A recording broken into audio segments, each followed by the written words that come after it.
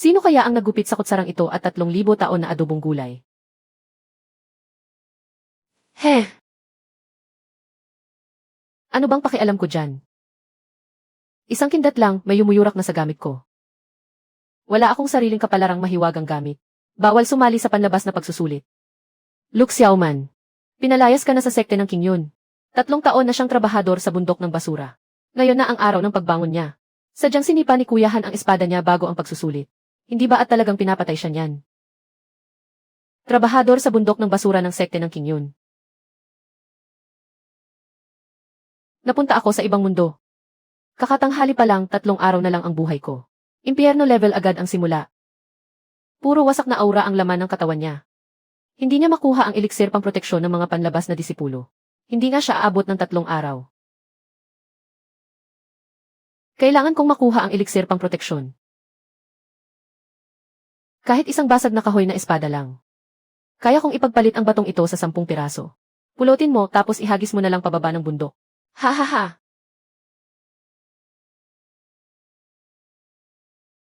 Bakit siya ang maunang pumili ng putol na espada? Tingnan muna natin kung paano ba talaga ito nabasag. Ang mga impormasyong ito, ako lang ba ang nakakakita? Nakita ko pa nga agad ang dahilan kung bakit nasira ang bagay na ito. 5 taon na akong nagre-restore ng mga antigong gamit. Sa wakas, may isa na ring praktikal na pantulong na kakayahan. Kahit ang espiritual na enerhiya, pasado. Hindi ito pagkakamali ng kamay.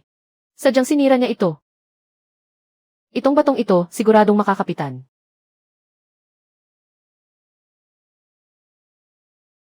Luke Xiaoman, huwag ka munang magmadali. Kapag nasira ang mahalagang gamit ng iba, paano ba binabayaran ng sekta? Ayon sa anong patakaran sinusukat ang kabayaran? Ayon sa tinatayang halaga ng silid ng mga panday. Tapos 10 beses pa ang kabayaran batay sa pagtataya. Narinig ko, 9 na beses na lang ang natitira. Hintayin mong makapasa ako sa pagsusulit. Ako mismo ang hahanap sa iyo para kunin iyan. Hahaha, tulala na ba siya dahil natapakan? Wala na ang espada. Ano pang eye test? Hahaha. Ano bang ipapasa mo sa pagsusulit? Hindi ibig sabihin na wala kang espada ay wala ka ng iba. Ahem. Iyan ang kutsilyong nahulog kahapon sa kantina. Ha! Nakita ko na ang paghiwain ang labanos, pero grabe pa rin ang lakas. Hindi naman niya gagawing pambungkal sa pagsusulit ang kutsilyo sa pagkain, di ba? Ha ha ha! Ang basag na kutsilyo, may espiritu pa pala. Kahit tulog na ganyan, may natitira pang isang tabak.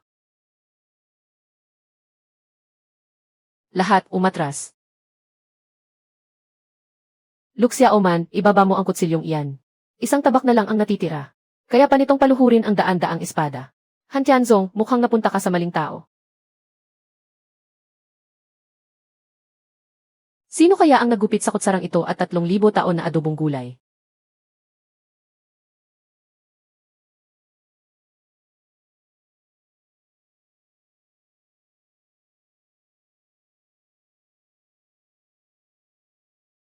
Pagkalipas ng kalahating oras, tuluyan na siyang nakatulog. Pag nagkaroon na ng bug ang external plug-in, kailangan ng isara. Hindi iyan ang sarili mong mahiwagang gamit. Hindi matukoy kung saan nanggagaling ang masamang aura. Agad na isumite sa Hall of Pagpapatupad ng Batas. Napulot niya ito sa bunto ng basura ayon sa mga patakaran. Ang wasak na gamit, kung sino ang mag-restore, siya ang gagamit. Restore na ba ito? Isang pagkakataon lang ang nagpausbong sa isang labi ng alaala. Hindi pa ito nare-restore. Hindi pwedeng may rehistro bilang sariling mahiwagang gamit. Itigil ang pagpaparehistro pagkalipas ng kalahating oras. Bago sumapit ang oras, hindi niya dapat muling magising. Kahit bumagsak siya sa pagsusulit. Ang silid ng mga panday ay 30 mula rito. Kahit kalahating oras pa, hindi na makakabalik ang isang tao. Hindi na kailangang dalhin pa sa silid ng mga panday. Puro alat at dumi lang. Sanay na ako sa ganitong pag-restore. Luke Xiaoman, saan ka pupunta? Babalik ako sa bundok ng basura. Aayusin ko ang lumang espadang ito. Bilisan mo, hindi natin matatapos bago magtanghali.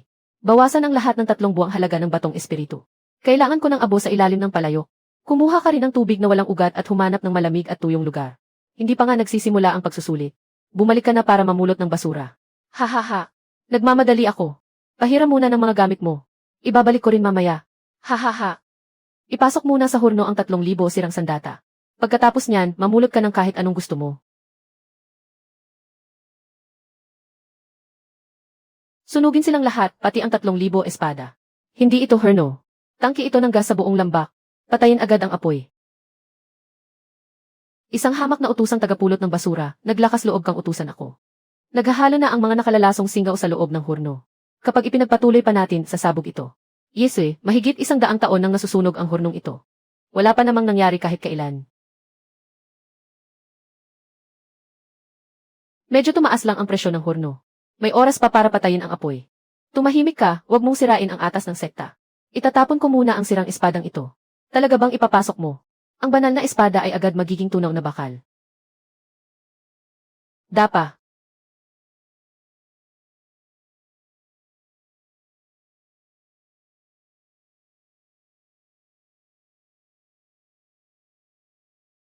Kaya ko lang itong pigilan ng isang saglit. Kahit isang segundo, sobra na. Basura ang bawat isang piraso. Pero baka may pag-asa kapag pinagsama-sama.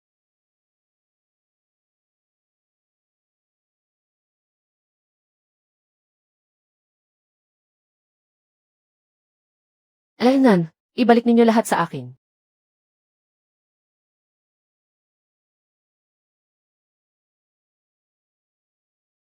Tatlong sirang sandata. Talagang napigilan nito ang pagsabog ng hurno. Kahit ang bulwagan ng paghubog ng sandata, hindi ito maaayos. Paano niya napagdugtong-dugtong ang mga iyon? Hindi magtatagal ang pansamantalang pagkakabit. Pero kung nakapagliligtas ng buhay, hindi na iyon basura. Luke Xiaoman. Luke Xiaoman, malapit nang umabot sa puso mo ang nakalalasong singaw sa kamay mo. Ang pag-aayos ng sirang sandata ay nakasusipsip din ng singaw sa loob ng katawan ko. Sa paningin ng iba, bundok lang ito ng basura. Pero para sa akin, puro pambawi ito ng buhay. Isang oras na lang. Matatapos na ang pagsusulit. Sapat na.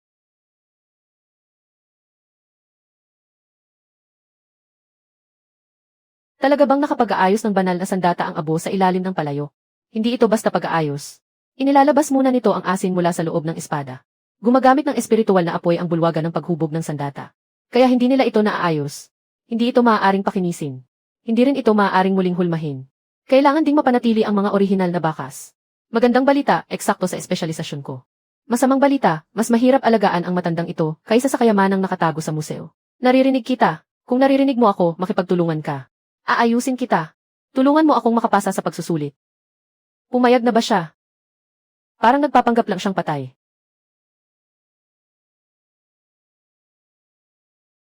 Ano pa ang kulang?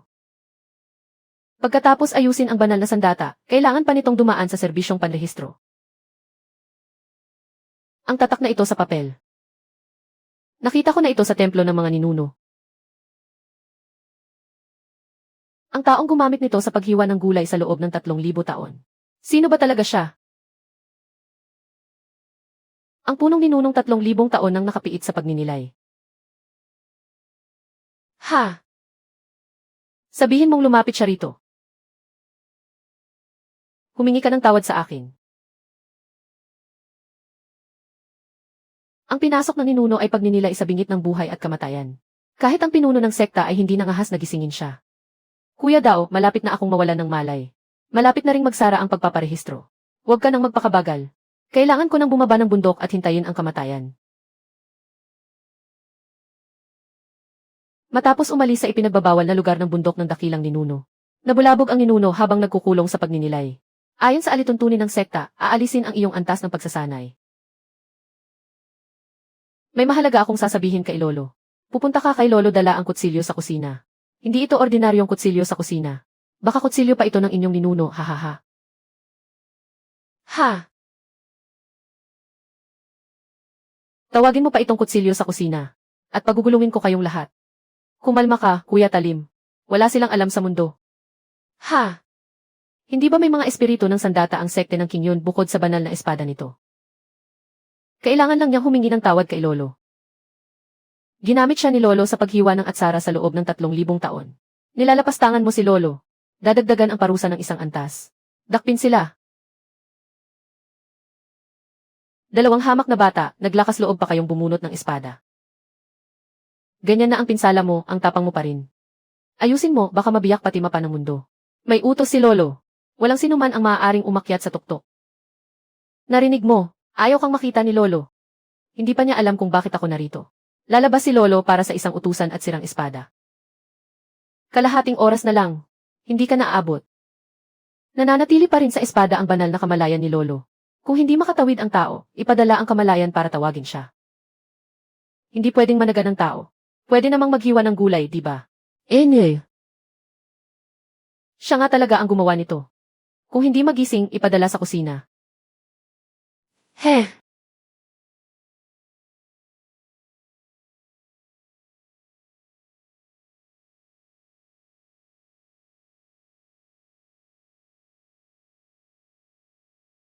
Bakit narito pa rin ang alaalang ito? Ikaw na nagngangalang Chu, lumabas ka at humingi ng tawad. Ang sirang iyon, may espiritu pala talaga ang Kuya Talim. Humingi ka ng tawad sa kutsilyo sa harap ng lahat. Nasaan na ang iyong dignidad? Kuya Talim, pwede tayong mag-usap. Walang masama kung minsan ay isang tabi ang dignidad. Huwag kang magpanggap na malalim. Kung lalabas talaga si Lolo, luluhod ako at hihingi agad ng tawad. Pagbati sa dakilang ninuno. Ang inyong alagad, Han Tianzong. Malugod naming tinatanggap ang paglabas ninyo, Lolo.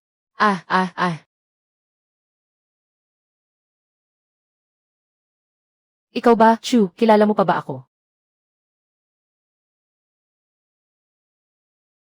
Hindi nagbago ang tindig mo, Kuya Talim. Lolo, bilisan mo naman. Minamadali niya si Lolo. Malapit nang magsara ang pagpaparehistro. Kung hindi ko mailabas ang hinanakit na ito, baka ang susunod na mabiyak ay ang bundok ng dakilang ninuno. Noong araw, napagkamalan kong bakal na basura si Kuya Talim. Kasalanan ko, hindi ko nakilala ang tunay na halaga niya. Ginamit ko si Kuya Talim sa paghiwa ng atsara. Tama, ako ang nagkamali. Ngayon, humihingi ako ng tawad sa iyo, Kuya Talim. Ang hina ng boses. 3,000 taon akong ginawang pambalatan ng atsara, tapos iyan lang ang boses. Ako si Chu Qingyun. Hindi ko nakilala ang tunay na halaga niya. Nagkamali ako at ginamit si Kuya Talim sa paghiwa ng atsara sa loob ng 3,000 taon. Medyo may sinseridad na rin. Hindi bagay sa pamutol ng labanos ang pangalang Duanyu. Ang Duanyu banal na espada na nawala 10,000 taon na ang nakalipas. Isang sinaunang banal na sandata. Kuya Talim, 3,000 taon kitang hinintay. Kalokohan, siya ang unang nagsanay sa ilalim ko. Ipahiram mo sa kanya ang ataking ito. Napakabigat ng banal na sandatang ito. Paano mo ito maipapahiram? Ako ngang baguhan pa lang, hindi ko man lang maigalaw. Ikalawang antas ng pagsasanay sa katawan. Puno ng bara ang mga ugat niya dahil sa magulong espiritual na ugat. Humigit kumulang 70%. Talagang batang may pambihirang potensyal. Dumating na ang takdang sandali. Nawala ang kwalifikasyon ni Lu Xiaoman sa pagsusuri. Ang espada ay naaayos sa loob ng takdang oras. Walang tala sa mesa ng pagsusuri. Ang mga alituntunin ng sekta ay alituntunin.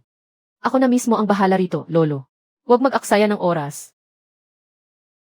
Sundin ang mga alituntunin ng sekta. Lampas na ang oras ng pagpaparehistro. Pupunta siya para makita si Lolo. Hindi naman siya natutulog sa bahay ng matagal. Idagdag na lang ang pangalan niya. Pantay ang pagsusuri ng sekta. Hindi pwedeng baliin ang mga alituntunin dahil lang sa isang mahiwagang kagamitan. Ang paggising sa isang mahiwagang kagamitan ay hindi ibig sabihing nagmamay-ari ka na nito. Hindi matukoy ang antas. Walang antas. Hindi pwedeng mere histro. Huwag lang basta magpanggap na may bigat. Siyempre, hindi talaga matutukoy. Hindi dahil sa walang antas ang espada. Dahil bato lang ito at walang sapat na kwalifikasyon para subukin. Ginamit na ng 500 taon. Hindi pa ito nagkamali kailanman. Pinakamainam na espiritual na enerhiya. Walang mali sa pagtuklas. Lolo, hiramin ko lang ang iyong mahiwagang kagamitan. Sukat na espada ng Qingyun, napakainam na pamamaraang kagamitan.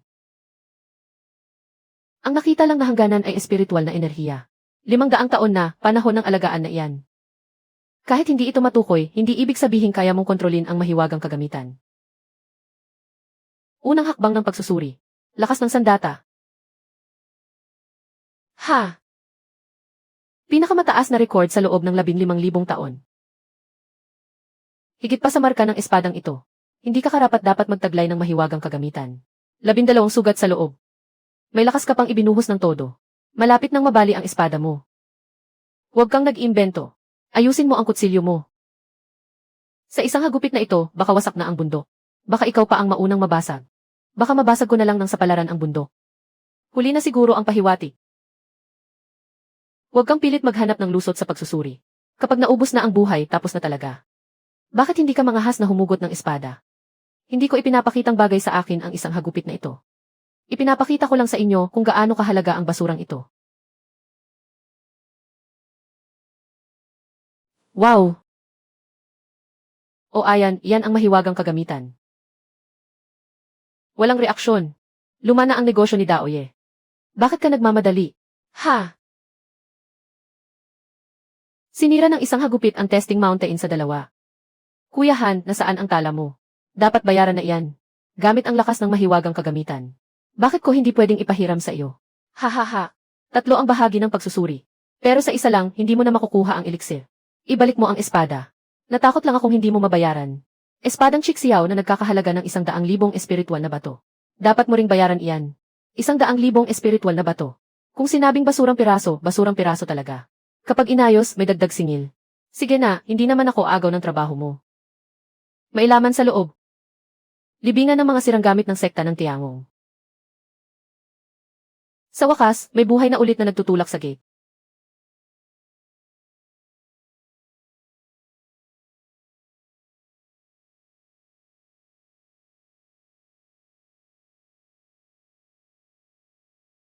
Lumayo kayo.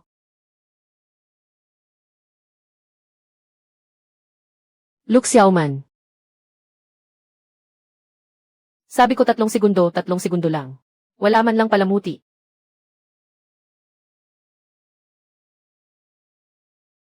Ito ang tambakan ng mga sirang gamit.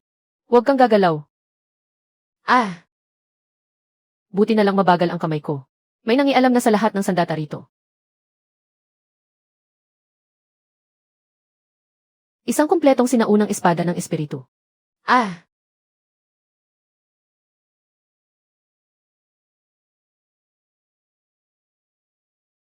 Nakita mo ba? Isang tunay na banal na sandata. Sarili nitong pipiliin ang pinakamalakas. Bitawan mo ako, aagawin niya ang katawan mo. Ano ba yan? May nakitang kumpletong katawan ng laman. Sinisimulan ang paghulma ng sandata. Nagiging bakal ang kamay niya. Luke Xiaoman, iligtas mo ako. Kanina, pinapaalis mo ako. Ngayon, ang dali mong humingi ng tulong. Mali ako kanina. Hindi pwedeng pilitin itong baklasin. Kailangan muna nating patigilin ang formasyon. Ano ang gagawin natin? Wala tayong banal na sandata. Pero sapat ang mga sirang gamit. Linisin ng bombilya ang linya ng enerhiya. Bumuo muna tayo ng panggambala. Nagkakabanggaan ang mga utos. Ibuhos ang tubig mula sa sisidlan papunta sa horno. Palagi naman itong tumatagas. Bakit hindi lumalabas ang tubig? Puputulin ni Duan Yu ang kadena. Naubos na ang lakas ko para sa araw na ito. Ito na ang mahalagang sandali. Babala, kulang ang natitirang lakas. Han Tianzong, ihagis mo rito ang sirang espada. Wala na itong silbi. Kahit paulit-ulit kong ibalik, hindi ito makapasok. Hindi lang mga kumpletong bagay ang may silbi. Kahit putol, kaya pa ring managa ng tao.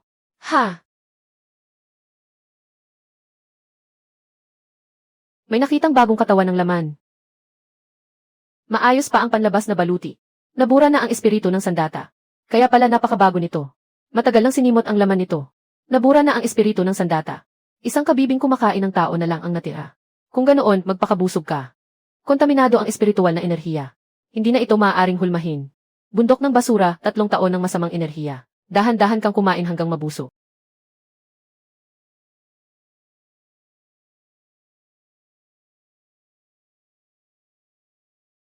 Huwag kang bumalik. Ito ang iniwan sa akin ng nanay ko. Nakatulala ka pa rin, Tara na.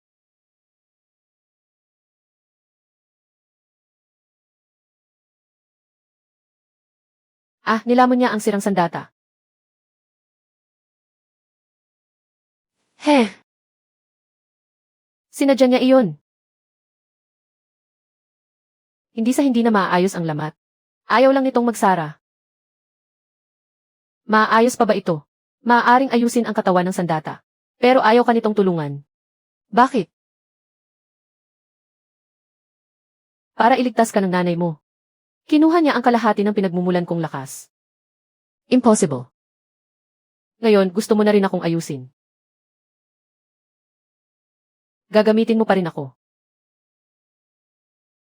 Hindi aksidente ang pagkabasag ng espada. May sadyang naglagay nito rito.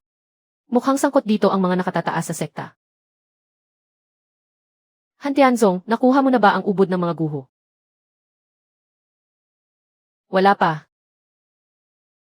Mukhang pati ang punong alagad ay hindi na sumusunod.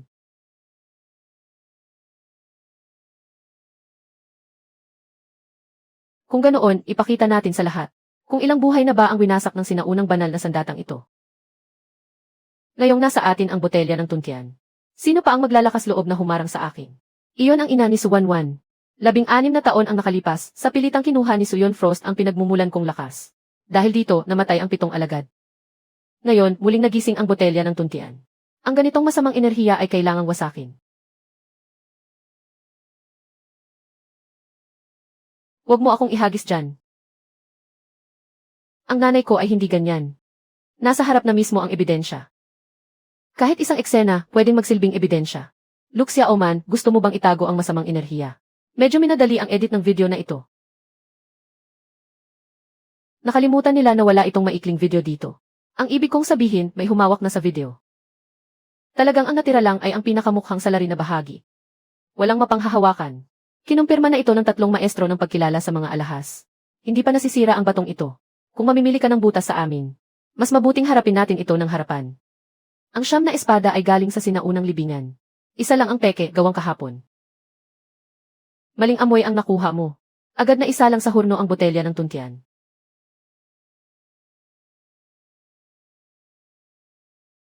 Pati bakas ng espiritual na lakas ay pinakliw na. Nahalukay na ni Zhao Wuji ang buong kakayahan ko. Isang tingin lang ba alam na niya agad? May natitira ka pang 10 hininga.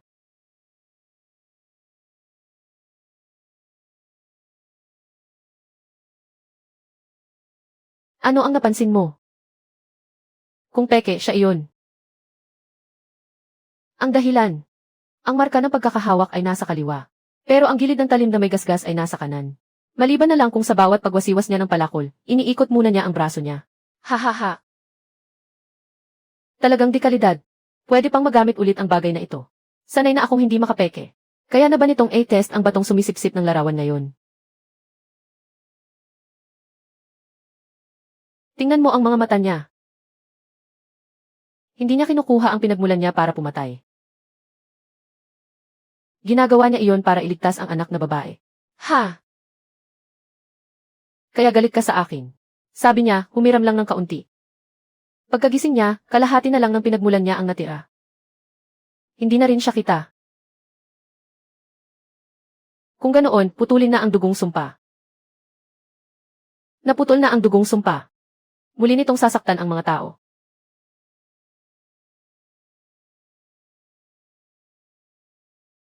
Lahat umatras.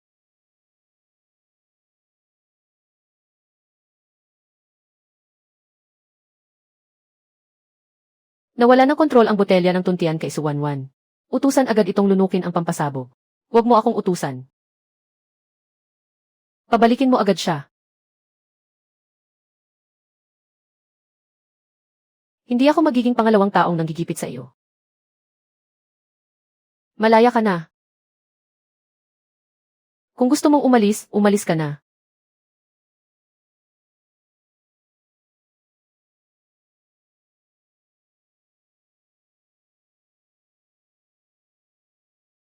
Hindi ako sumusunod sa utos mo. Sarili ko ang gustong magligtas sa iyo. Hindi ba pwede kitang banggain? Una, subukan nating makipagkooperasyon. At ang kontrata. Walang kontrata. Puhunan mo lang ay sapat na. May gustong pasabugin ang buong lugar. Tapos isisipa ang kasalanan kay Ishon. Bakit biglang sumabog ang batong iniwan ni Elder Zhao? Nasa malapit ang sinaunang masamang enerhiya. Kahit anong aksidente ay pwedeng mangyari. Ganun ba? Kilala mo ba ang bagay na ito? Hindi ko kilala. Kulangan ng ebidensya ngayon. Hindi mo nagagalaw ang botelya ng tuntian. Kung muli pa itong makasakit ng tao. Ako mismo ang maghuhulog nito sa horno ng mga sandata. Alam kong siya iyon. Naputol na ang mga bakas na nakokontrol. Halika. Nag-backstep ng 3 hakbang ang guro bago ang pagsabog. Alam niyang sasabog iyon. Sa wakas, ginagamit mo na ang sarili mong utak. Sinusuri ko lang ang totoo. Nagsalita na ang malaking kawali. Sabi niya, may lumilitaw na bagay sa ilalim ng lupa. 1,000 taon na. Sa wakas, may muling nagpaandar sa antigong ding iyon. Nasa kagyat na sitwasyon ang linyang tansong ding na ito, Luke Xiaoman. Kailangan mong ayusin agad ito para sa sekta.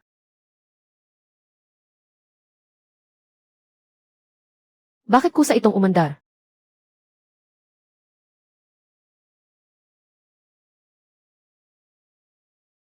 Luke Xiaoman, bilisan mo at suriin mo ang linyang tansong ding na ito. Walang problema ang pahiwati. Totoo rin ang bitak. May nakasupil na lahi ng mga ding sa ilalim ng lupa. Pero sa Houji, bakit kailangan ako pa ang mag-ayos? Kapag nabasag ang tatak, guguho at magiging guho ang buong lupa sa loob ng daang li. Kaya ang proteksyon na pormasyon sa bundok ay makakakapit na lang ng kaunti pa. Talagang aayusin ko ba? Zhao Zanglao, sino ang nagbalik ng ding na ito? Ayon sa tala ng sekta, nakatulog siyang nagbabantay rito ng 1,000 taon. Ang tinatanong ko ay kung sino ang nagbalik nito.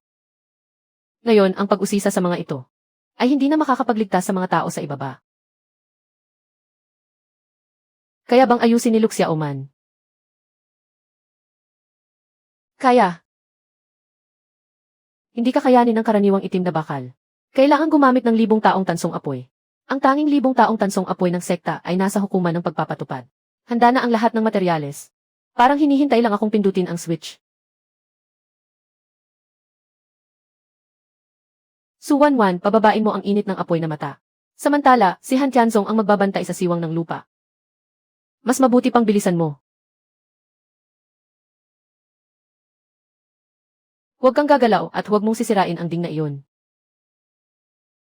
Mga panggagambalang salita lang iyan. Guro. Hindi siya mukhang sasabog.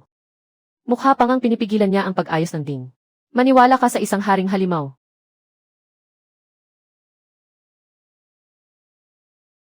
Walang sabit ang proseso ng pagkukumpuni. Pagkalikod ng lahat. Ano ang nangyayari? Bakit may napakaraming kaluluwang halimaw sa loob ng ding? Hindi ito tatak. Isa itong sisidlan para sa pagpipino ng kaluluwa.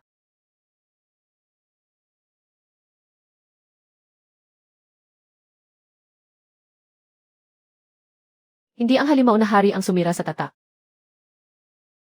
Binasag niya ang paa ng ding para mailigtas ang mga kaluluwang nasa loob. Gumawa ka ng panlabas na peklat. Ipakikita ko lang sa iyo ang bagay na handa kang paniwalaan. Bakit? Gusto ng sugo ng Juxiao na ibalik niya ito. Sa buong sekte ng Qingyun, ikaw lang ang makakagawa niyan. Nasa loob siya ng sisidlan ng espiritu. Sinira siya ng batang iyan. Nagkamali ako ng pagkukumpuni. Kung gayon, ako na mismo ang babaklas at magbabalik. Sa labas, hindi na ito mababaklas. Kaya sa loob na lang ng kaldero ito papatayin. Ako na ang magpapasok sa iyo. Paano pagkapasok mo? Humanap ka ng paraan. Sabay-sabay kayong bumawi sa utang ninyong sahod sa akin. At hindi ka pa pwedeng mamatay.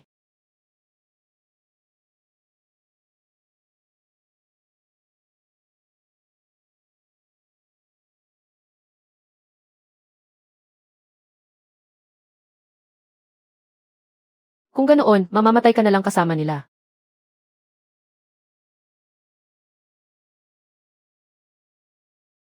Palagi niyang pinoprotektahan ang mga tao sa ibaba. Kapag sumabog ang ding, aabot ang apoy ng halimaw sa buong lamat ng lupa at susunog ng daang li. Hindi na ito maibabalik sa dati. Kung ganoon, maghanap tayo ng ibang paraan.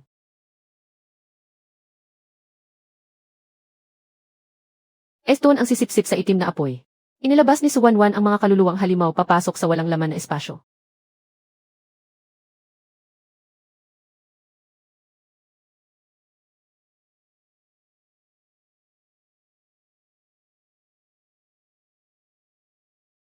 Mula ngayon, hindi ka na magpipino ng mga halimaw. Ikaw na ang magpauwi sa kanila.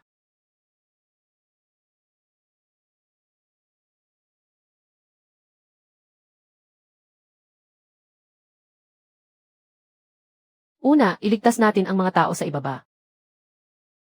Lahat ng disipulo at karaniwang mamamayan. Ano ka ba? Hindi pa na ibabalik sa dati. Pero sa pagkakataong ito, kahit paano, tumama na. Hindi pala sumunod si Zhao Wuji sa malaon at pumunta sa mundo ng mga Diyos. Mula pa noong bata siya. Isa na siyang imbentong anyo ng espiritong kasangkapan ng alyansa ng Juxiao. Nabigo ang misyon ni Zhao Wuji na mangolekta ng mga kasangkapan. Buksan ang selyadong banal na bantayog. Ipinababa na niya sa mortal na mundo ang tagasiyasat. Hindi si Zhao Wuji ang pinakamalaking problema. Nasa langit pa rin ang tunay na gustong pumatay sa mga espiritu ng sandata.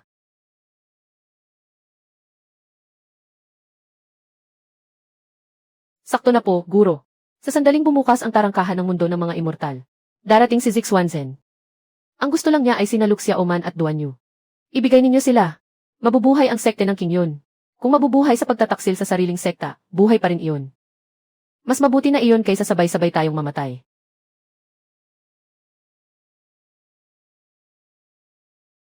Pwe, ang pangit ng lasa nito. Kahit di masarap, tiisin mo muna. Binata, pinoprotektahan ng bantayog na ito ang mundo ng mga immortal. Damit pa lang, gusto mo nang. Ha. Ang huling pinuno ng sekte ng Tiangong ay si Gong Shuju. Lakas ng paglipol. Nilipol ang mundo ng mga immortal ang sekte ng Tiangong. Huwag mong sabihin dahil nabaliw muna siya. Sa wakas, nakita mo rin ang katotohanan. Gumamit ang sekte ng Tiangong ng mga buhay na tao para gumawa ng mga sandata. Mas gusto pa ni Gong Shuju na gawing sandata ang buong mundo ng mga tao. Nagkunwari lang ang alyansa ng Juxiao na nilipol nila sila para iligtas ang mga tao. Kilala mo si Gong Shuju? Nasaksihan ko ang dakilang labanang iyon. Sa larawang iyon, wala akong bakas ng pinsala. Ang sugat na ito ay iniwan ni Gong Shuju para sa akin. Nang salagin ko ang isang atake ng hari ng mga immortal. Kayang lokohin ng mga imahe ang tao. Pero hindi kayang magsinungaling ng mga lumang sugat sa isang sandata. Zhao Wuji, pati ang kasaysayang nakita mo ay pinulot lang ng iba. Tumahimik ka. Luke Xiaoman, alamin mo ang buong katotohanan. Ayoko nang pumatay habang niloloko. Daoye, pwede mo bang ilabas ang peking larawan? Isang beses ko lang itong maipapakita. Tama na. Kailangan ng mga sandata ng isang Panginoon. Ganoon din ang mga tao. Lahat ng tagagawa ng sandata, lahat ng espiritu ng sandata, ay kailangang sumunod sa alyansa ng Juxiao. Ginawa rin nilang sandatang mahiwaga ang mga tao.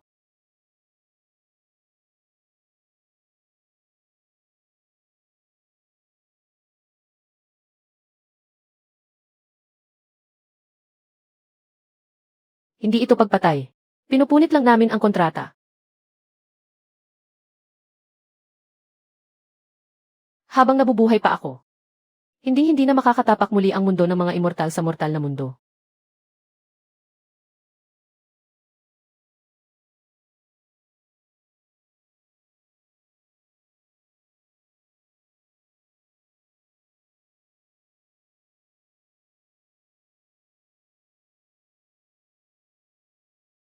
Huwag mong sirain ang eksena. Ah.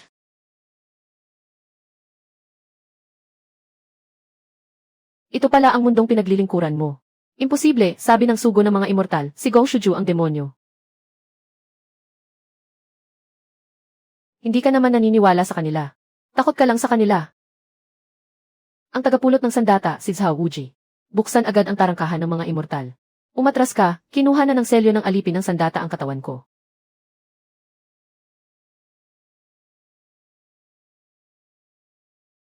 Ang mga sandata sa mortal na mundo ay karapat-dapat lamang maging kasangkapan ng mga immortal. Ganoon din ang mga tao. Pinatay ako ni Luxia Oman. Hindi maaari. Kapag hindi ako namatay, siguradong bubukas ang tarangkahan ng mga immortal. Hindi sira ang tatak. Kaya hindi ito maayos. Pero ang maling bagay ay hindi dapat ayusin. Luxia Oman. Guro. Ang pinutol ko ay ang mga tanikala. Nakokontrol ko na ang sarili kong katawan. Hindi bundok lang ang pinuputol ni Duan Yu. Pati mga batas na pilit ikinakabit sa tao, kaya rin niyang putulin. Insekto. Bumalik ka sa pinanggalingan mo. Pagkalipas ng 3 araw, darating ang tunay kong anyo. Sa oras na iyon, walang matitirang sekta ng mga tao at sandata. Walang ititira ni isa. Sinabi niya, tinupad niya. Dumating na ang tunay na immortal. Walang sandatang espiritual sa mundo ng mga tao ang makapipigil sa kanya. Meron.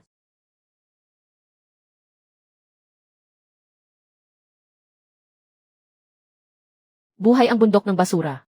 Hindi ito basta bundok. Ito ang huling banal na sandata na iniwan ng sekte ng Tiangong. Ang horno ng Wanqi. Sa pagkakataong ito, isang buong bundok ang kailangang ayusin. Lugar ng pagkukumpuni, ginto ng butian. Nasaan ang ginto ng butian? Ang larangan ng digmaan ng Tianzu. Nasa pagitan iyon ng mundo ng mga tao at ng daigdig ng mga immortal. 10 ang pumapasok, 9 ang hindi na nakababalik. Kung ganoon, may isang nakababalik pa, di ba? 3 araw lang ang oras. Kunin ninyo ang nawawalang piyesa ng horno ng Wanqi.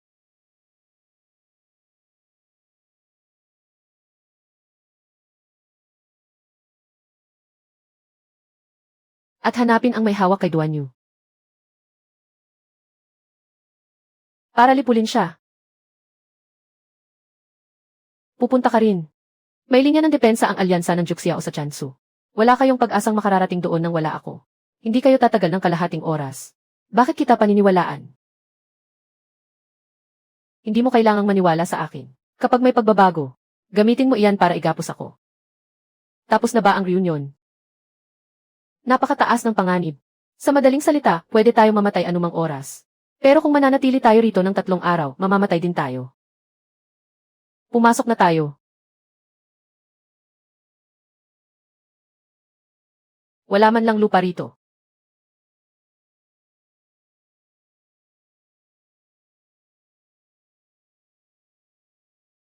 Kung walang daan, bumuo tayo ng sasakyan dito mismo.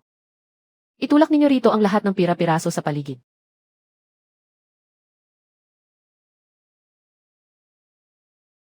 Dumarating na ang uno sa kalawakan. Hindi ito kakayanin ng bagay na ito. Habang lumalaki, lalo tayong pinupuntirya ng kidlat. Kahit 4 na tao lang ang kayanin nito, sapat na.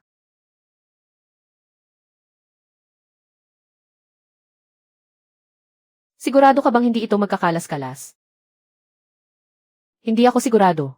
Ha? Dahil sira rin ang preno.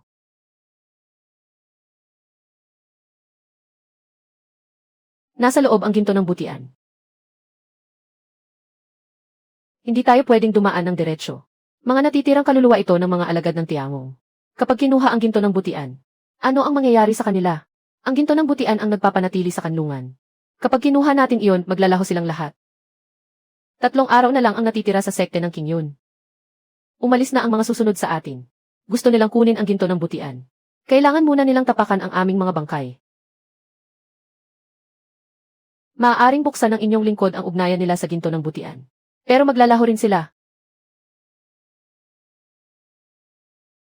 Maglagay lang ng ilang haligi bilang suporta sa gumuguhong bahay. Huwag munang galawin ang ginto ng butian. Kailangang iligtas ang mga tao. Kailangan din nating kunin ang mga piyesa. Huwag galawin ang ginto ng butian. Ano ang gagawin ng sekte ng King Yun? Ang mga bata lang ang namimili. Bilang tagapag-ayos, babaguhin ko ang estruktura.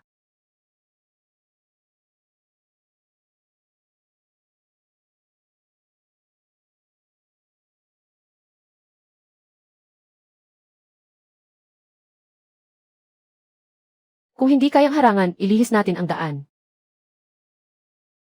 Gagawin nating pinto ang siwang sa pader. Aayusin mo ang mismong kalawakan. Hindi ko ito ibabalik sa dati. Gagawa ako ng daang makapagdudulot sa atin ng pag-uwi.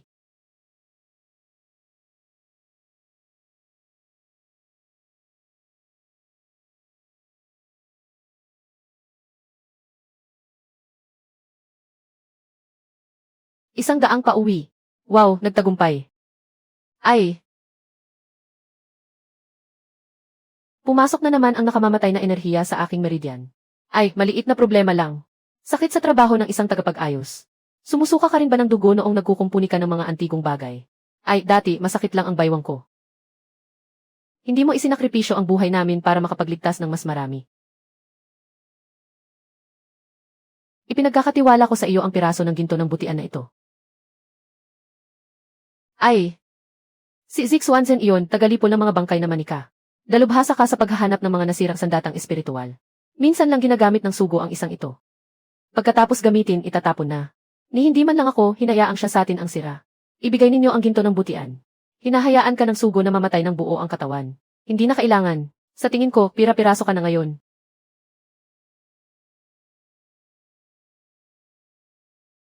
Ako ang sasalag sa unang bugso. Ang kanang balikat ang sentro ng espiritual na puwersa. Doon mo tamaan. Hindi ko na kayang lunukin. Huwag ka munang sumuka. Mga kakampi lahat ng nasa ibaba.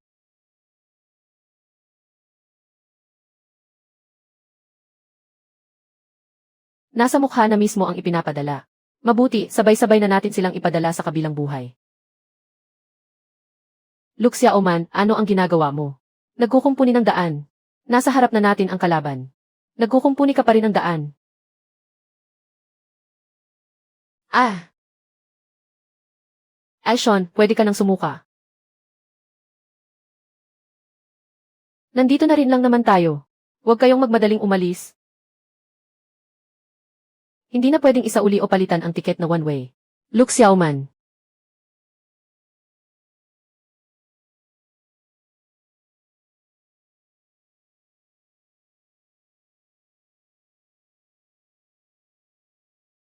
Umalis ka na.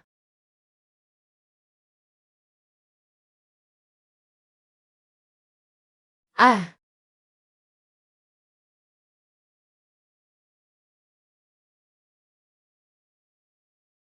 Hindi ba kamamatay lang ng kopya ni Zixuanzen? Hindi kopya ang dumating.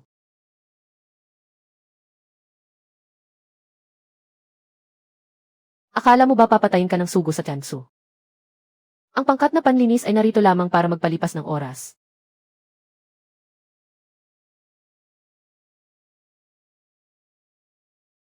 Mula ngayon, wala nang anumang materyales mula sa mundo ng kangsuan ang mapupunta sa iyong mga kamay. Wala ka nang magagamit. Tingnan natin kung paano ka pa makakapagkumpuni. Pinasabog ko ang bodega. Selyado na ang lahat ng materyales. Pero parang may nakalimutan siya. Namumulot lang naman ako ng mga sirang bagay. Itong mga iniwan mo, sapat na para makapagkumpuni ako ng isang buong lungsod. Sa loob ng abo ng insenso, ibigay ninyo si Luxia Oman at ang sinaunang espiritu ng sandata. Ang iba ay makakakuha ng 10 pwesto sa pag-akyat.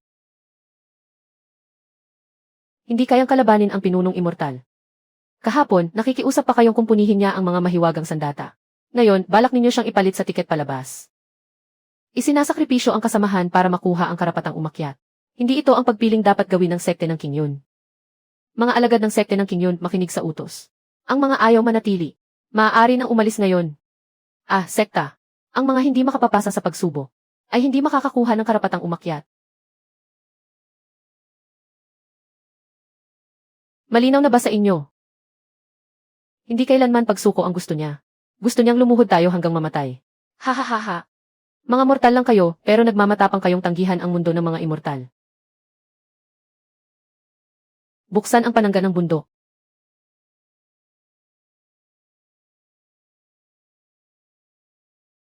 Pinasabog ang lahat ng sentro ng pormasyon.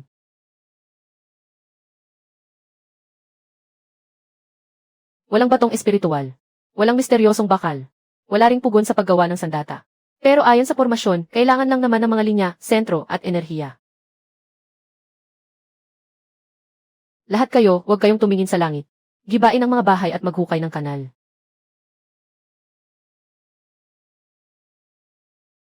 Gawin ninyo ang sinabi niya.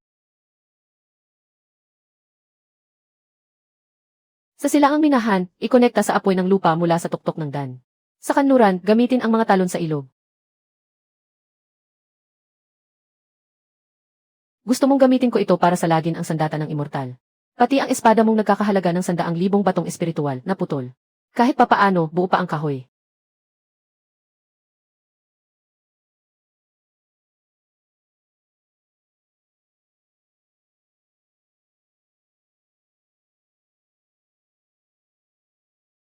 Simulan ang pormasyon.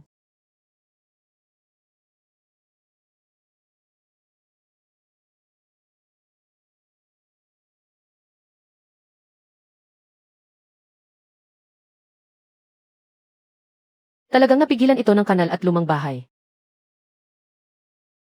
Kahit gaano kataas ang antas ng sandata ng immortal, may batas pisika pa rin. Ipagpatuloy. Mumurahing produkto lang pala mula sa mundo ng mga immortal. Han Tianzong, huwag mong tagain mula sa harapan. Hampasin mo sa tagiliran ng hawakan ng espada.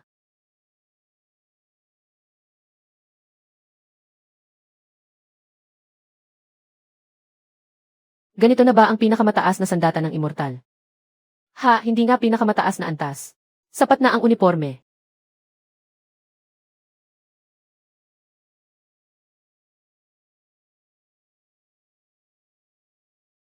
Dumating na ang express delivery mula sa mundo ng mga Diyos. Puro materyales pang ayos lang. Ang mga sagradong sandata sa mundo ng mga Diyos, laruan lang iyan na ipinapakita sa ibaba. Ang sandatang ito ay tinatawag na Wuxintiangi. Walang bitak, walang sira ang sekta. Hindi rin ito lalaban sa may-ari. Wala kahit isang depekto. Talagang wala akong aayusin ngayon.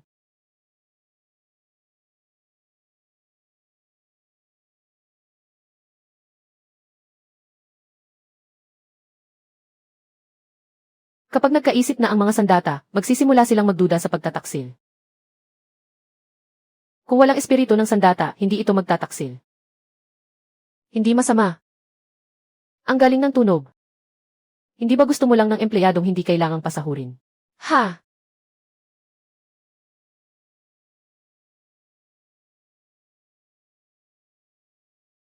Walang tala ng paggamit. Wala ring sariling alaala. Hindi siya namuhay ng perpekto. Hindi pa siya nabuhay kailanman.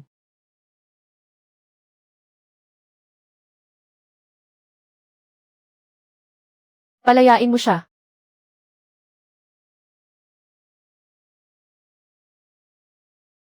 Ikaw na taga-kolekta ng sandata, naglalakas loob ka pang protektahan ang masamang enerhiya. Lumuhod ka.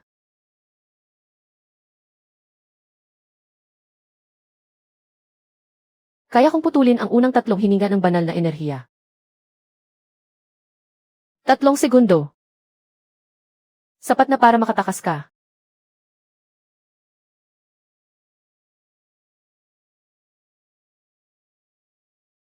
Bumaligtad ang formation ni Sec Leader Liu.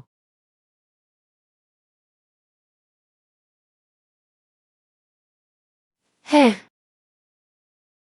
Nagpupumilit hanggang sa huli. Hindi mo ba ako sinelyuhan sa mga materyales ko? Kung gayon, sisirain ko na lang ang sa iyo. Dumating na ang materyales. Luke Xiaoman. Elton. Ha! Nasa kamay na ng sagradong sugo ang lahat ng mga sandata mo. Zixuanzhen, wala na ang mga iyon. Zixuanzhen, ano pa ang natitira sa iyo?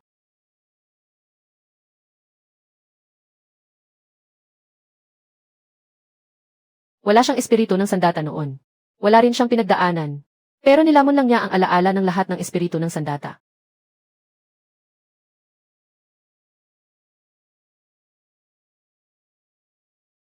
Bakit?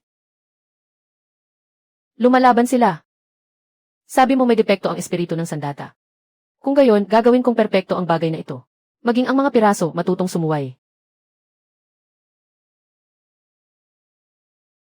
Kailangang magkaisa ang lahat ng sirang sandata sa hurno ng mga sandata. Pero iniwan sila ng mga tao ng 10,000 taon. Ayaw na nilang lumaban para sa tao. Bakit sila susunod? Kayang ayusin ng teknolohiya ang hurno. Pero para mapaniwala muli ang mga itinapon na ito. Natiwala sa tao. Walang sagot ang toolbox.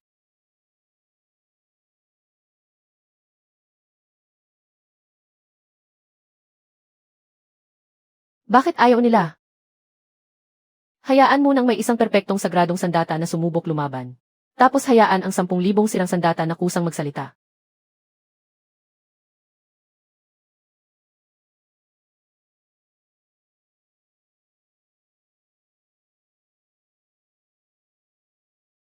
Anong oras na? Nagpapatalo pa kayo sa trabaho. Hindi sila ayaw magligtas ng tao. Ayaw lang nilang gamitin muli ng iba.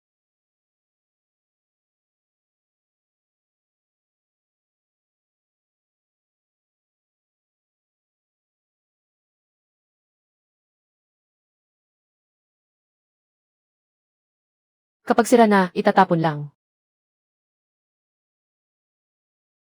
Ha! Wala nang oras.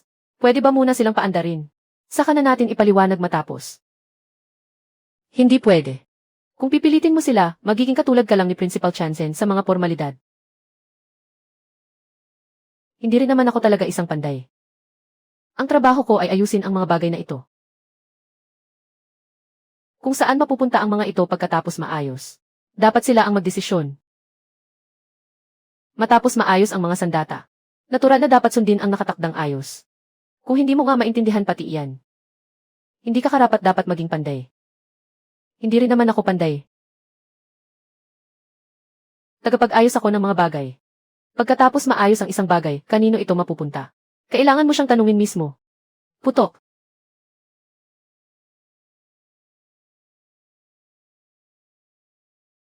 Ang formation para sa pagtatanggol ng bundok ay kaya pang saluhin ang 3 atake. Ayokong tumulong. Hindi ako pinipilit. Pero simula ngayon, may isang bagay akong sisiguruhin. Wala nang makakapagtrato sa inyo. Na para lang kayong mga walang pakiramdam na gamit. At nangangako ako sa tambak ng lumang bakal. Kahit ang basura, hindi gagamit ng peking utos para lokohin ang mga tao. Pasensya na. Noon, akala ko walang halaga ang mga bagay ng mahihina. Pinatawad kita dahil alam kong hindi ka mangangahas na lumaban sa amo mo. Hindi ko hihingin ang tawad mo. Mula ngayon, hindi na ako ang magiging punong tagapangasiwa ng King Yun-sek. Kung gusto ninyong manatili, manatili kayo.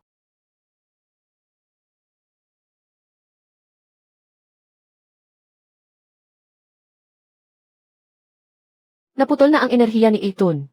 Ha! Sa susunod, hindi mo na kailangang sumunod sa akin. Hindi mo na rin kailangang harangin ang anumang atake para sa akin. Paano ang pagkain? Gusto mong bumalik at alagaan ako habang buhay. Kung hindi ka babalik, ako na ang magpapakain sa iyo habang buhay. Mas maginhawang umuwi sa totoo lang. Dahil dito.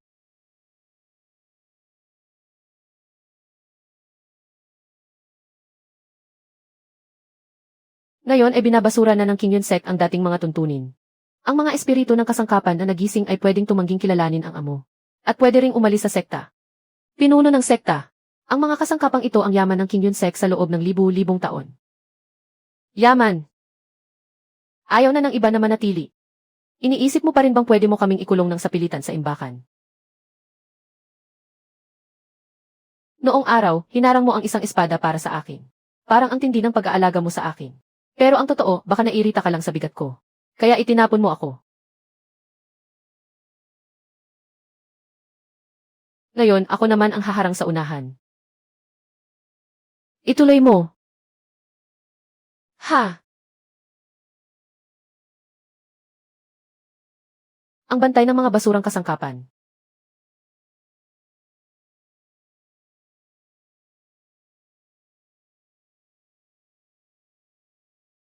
Ako ang unang espada na inayos ko. Ha!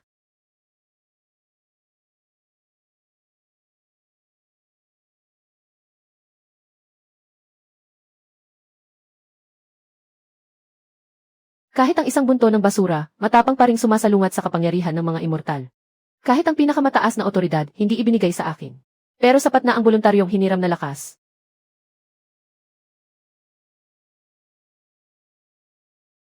Ang Wuxintianggi ang kumakatawan sa mga batas ng daigdig ng mga immortal. Sinasabi mong wala siyang malay. Kung ganoon, bakit hindi mo siya hayaan na mismong tingnan? Ha! Malinaw na nasaktan na sila.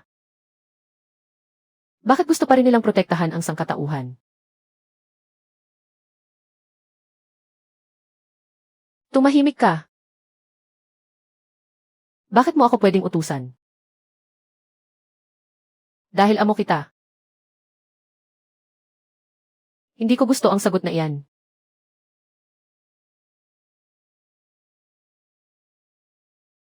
Ha!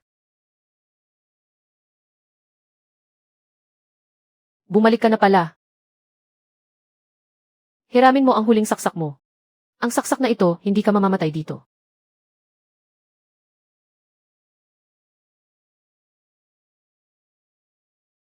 May ilang bagay na hindi masama.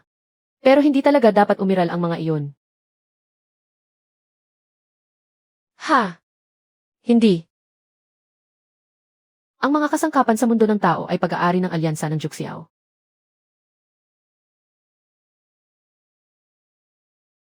Ha!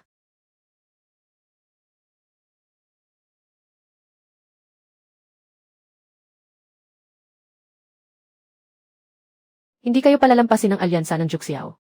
Sa araw na dumating ang hari ng mga immortal, dapat mabura ang mundo ng tao. Alaynan!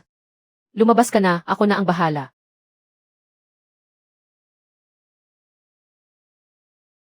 Kulangan kami ng pamatay, huwag mo nang aksayahin. Sakto, gamitin mo na.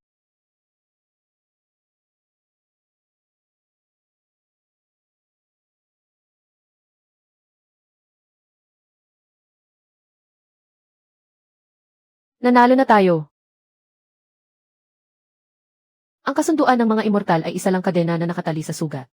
Kapag nabasag ang kadena, lalabas na ang tunay na sugat. Noon pang mga sinaunang panahon, winasak na ng alyansa ng Juxiao. Hindi lang sekte ng Tiangong ang makakalampas dito. Kailangan ng bagong pinuno ang daan ng pagkukumpuni ng mga kagamitan. Kapag nakuha mo ito, makokontrol mo na ang napakaraming kagamitan sa buong mundo. Katatapos lang magpalaya ng alyansa ng Wanqi. Paglingon ko, ako na ang bago nilang amo. Hindi ko ayusin ang luma. Gusto kong palitan ang paraan ng pagkukumpuni. Ang daan ng kagamitan kaya pang sumuporta ng kaunti lang. Bakit mo tinanggihan na isama ito? Susunod sa iyo ang lahat ng kagamitan sa mundo. Kapag dala ko na ito, kaya ko ring utusan si Duwag. Kaya. Pabalikin mo siya sa kusina para maghiwa ng gulay ng 3,000 taon. Hindi rin pwedeng tumanggi kahit magtatanim lang ng pampalasa. Talaga. Mukhang lumabas na ang sagot sa problema. Mabuhay ka muna. Hindi rin pwedeng palitan lang ang amo at magkunwaring ayos na. Kakapalayas lang sa isang amo. Tapos ako na naman upo sa pwesto niya. Hindi iyan ang tawag na pagkukumpuni. Nagpalit lang ng amo ang kumpanya. Pero halos walang nabago sa sistema. Kapag walang may-ari ang isang kagamitan, siguradong magugulo ang buong mundo. Pwede namang pumili ng may-ari ang isang kagamitan. Pero ang may-ari ay hindi dapat maging alipin. Kung walang pinuno ng daan ng kagamitan, sino ang magpapatupad ng bagong mga patakaran? Ang isa ay matatag na lumang sistema. Ang isa ay bagong bersyon na pwedeng pumalpak. Ang una ay ginagawang gamit ang napakaraming kagamitan. Ang huli ay ginagamit ako bilang panubo. Pipiliin ko ang pangatlo. Burahin ang kapangyarihan ng tagapangasiwa.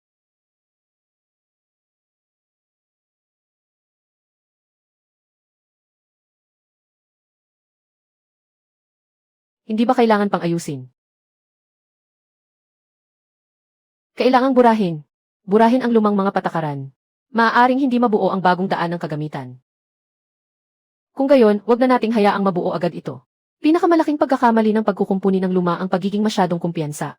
Sadyang sinasara ang lahat ng natitirang puwang para sa susunod na pag-aayos. Hindi kailangang laging tama ang bagong daan ng kagamitan. Basta payagan lang ang mga susunod na tao na magpatuloy sa pag-aayos. Mas mabuting wasakin muna ang basurang alituntuning ito. Ako ang magsusulat ng bago. Hoy! Kapag tumanggi ka, hindi ka rin mapaparusahan.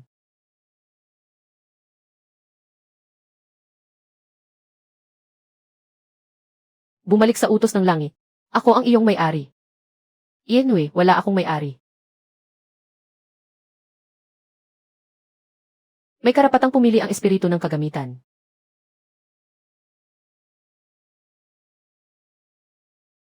Ang pag-aayos ng mga gamit ay hindi dapat nakabase sa pinagmulan. Matututo ka, kaya mo ring ayusin. Kung walang pinuno ng daan ng kagamitan, magbabago ang puso ng tao. Magbabago rin ang mga patakaran. Kaya kailangan ding mag-iwan ng puwang para sa patuloy na pag-aayos. Kapag may lugar sa mga patakaran na hindi bagay, itama lang ulit.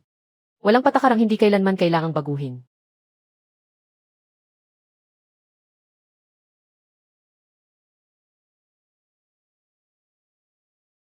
Luxia Oman, tumigil ka. Kapag tinuloy mo pa iyan, babalik kang karaniwang tao.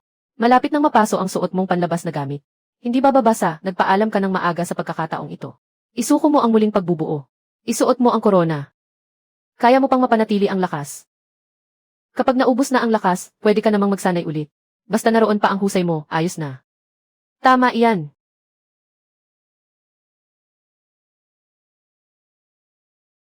Ah!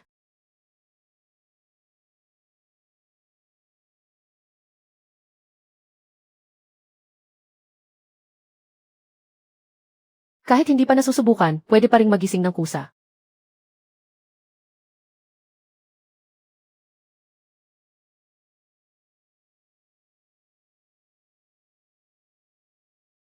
Kaibigan, kilala mo pa rin ba ako?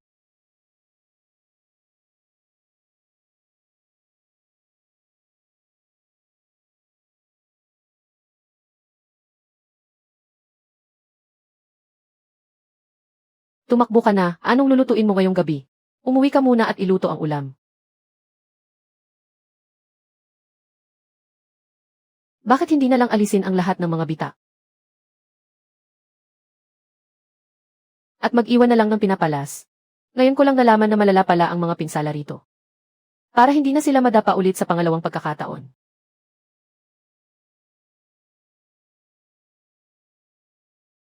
Nagtagumpay na ba?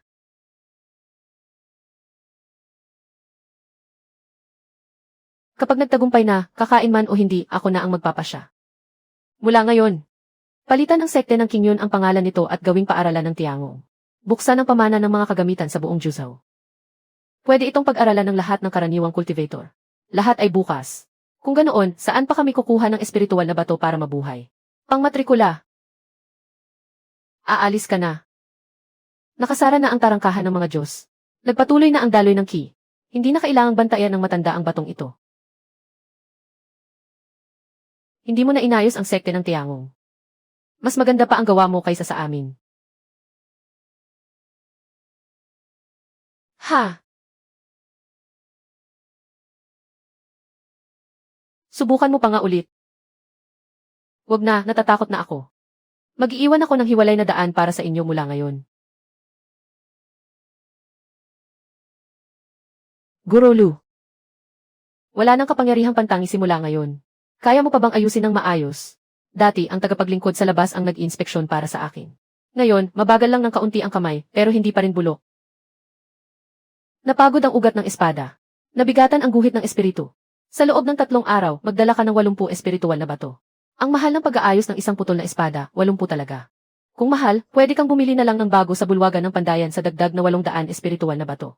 Hindi pa kasama ang pag-iwan ng lumang espiritu ng kagamitan. Nakikita mo ba? Iyan ang tinatawag na presyong propesyonal.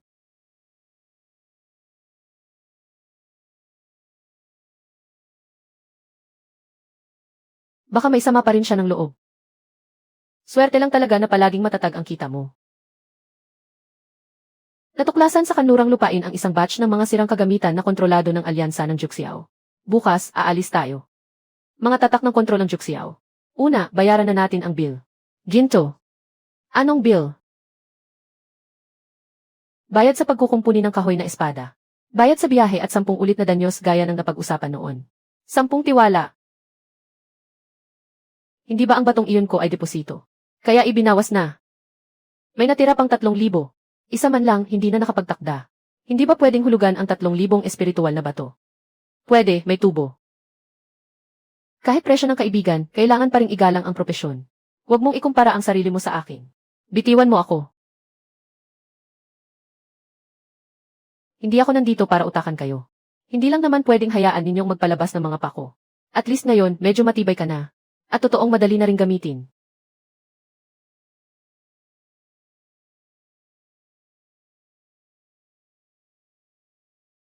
Ayon sa utos ng makalangit na hari, ibalik ang botelya ng tuntian, ang Wuxintiang-i at ang hurno ng 1 Qi kay Duan Yu.